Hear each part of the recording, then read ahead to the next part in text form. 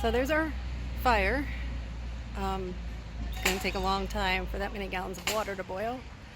My dad put like an aerosol can in the fire, so I'm kind of afraid that shit's gonna explode and look like something from a Mythbusters episode, but without the safety precautions. Probably shouldn't do this at home. Dear God, it is like 1,000 degrees outside. Crap, I think the fire went out. I've been busy trying to thread wire through the spine and it broke.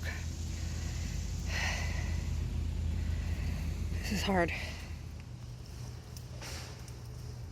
Okay. I don't know if you can see this because I don't have my selfie stick, but looks like there's some water boiling. So I'm gonna redo most of the second batch here, including the skull, just to get the extra grease out of it. Then we get to move on to the brand new fun stuff. Okay, dropping in the first one. I'll just add from here.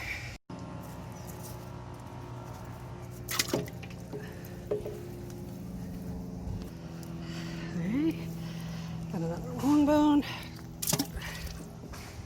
Trying to not boil myself.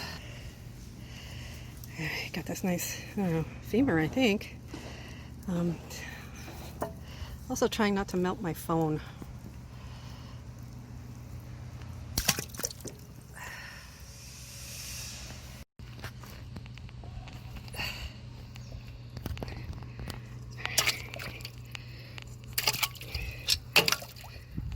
I don't know how people do clam bakes and stuff.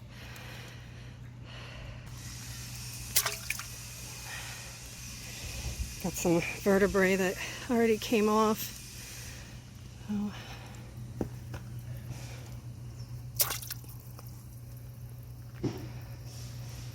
Disgusting roadkill soup. Okay, I'm inside. Ollie's here and he's smelling me because I smell disgusting. So somebody else is supervising the fire, and I'm gonna try to rehydrate and shower and maybe pass out a little. Ollie, come here. Here he comes. Hey, buddy. Hi. That probably smells good. You want to smell Auntie's hair? I smell like roasted marshmallow. What do I smell like? I probably smell like, well, not chicken, pig, I guess. That fire was pretty hot. Hi, buddy.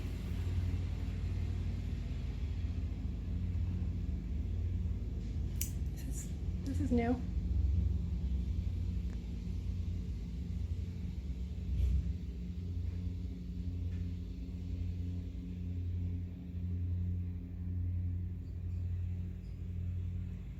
Okay.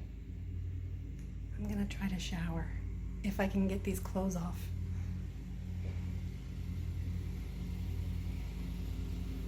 Okay, say goodbye. Okay, so here you can see that it did get those last gooey bits dangling. And all of this is the grease. Nasty, nasty stuff.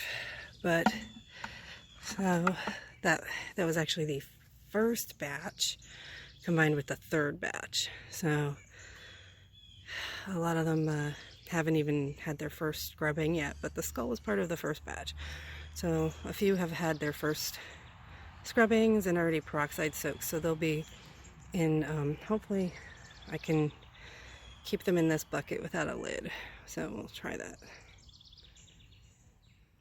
Okay, so I've got a couple different sections of things going on here.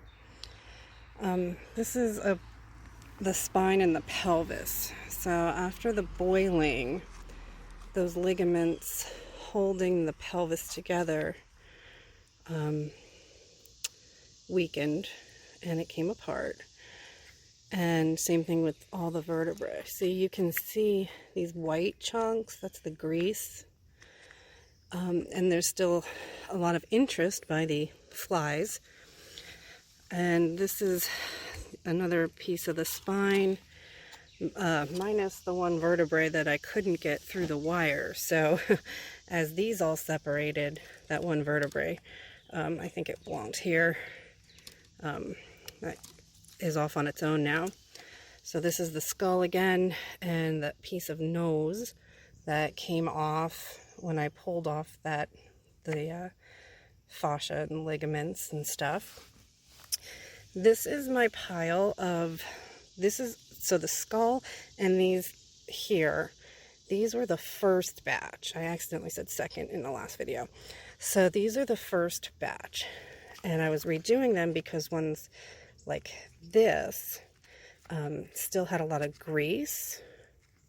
So I've redone them, and they've been boiled. So a lot more of those, these real tiny ones that were being held together by ligaments, they came apart, which is a good thing. And then this batch here is the rest of the third batch that's been scrubbed, and here are the tiny bones from it. So they've only been boiled, and now they've been scrubbed. So they haven't soaked in anything, just like the spine and the pelvis. That's why they're darker, because these had already gone through 2 baths of soap and water and peroxide.